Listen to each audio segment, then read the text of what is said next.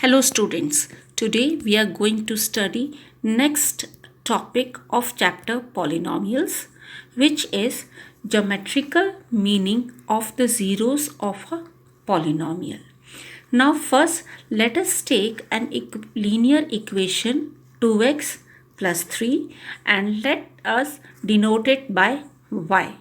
For this, first we are going to make a table for assuming any value, whichever you want, for x and calculate them. Suppose in this first I have calculated minus 2 here. 2x plus 3, 2 into minus 2 will give us minus 4 plus 3. So which is my minus 1, which becomes the value of y here. Similarly, if I substitute the value of x as 2, that means 2 into 2, 4 plus 3, 7, which is my value of y. And similarly, if I substitute the value of x as 0, then my value of y is 3. Now, once we got the value for this equation, let us plot this. I have plot roughly a graph for you, and after plotting, when I am joining these points, I get the straight line here.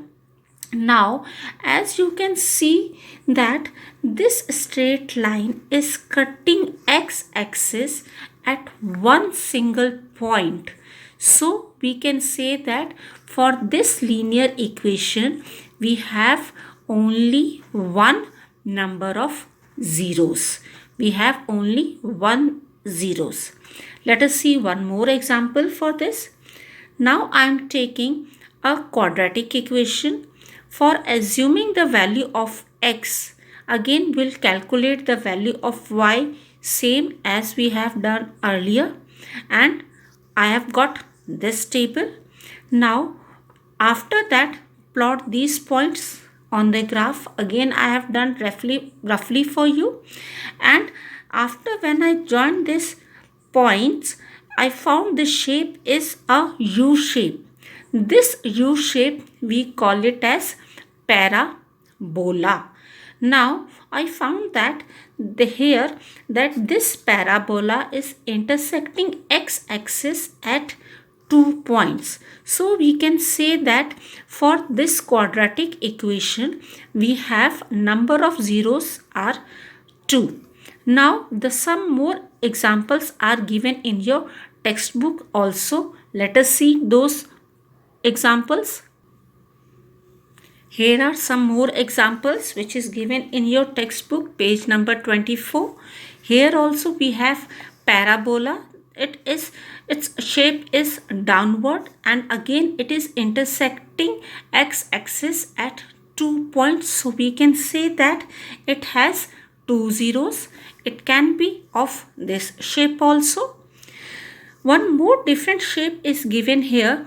Although this is a shape of parabola, but it is touching x-axis at only one point, here also and here also.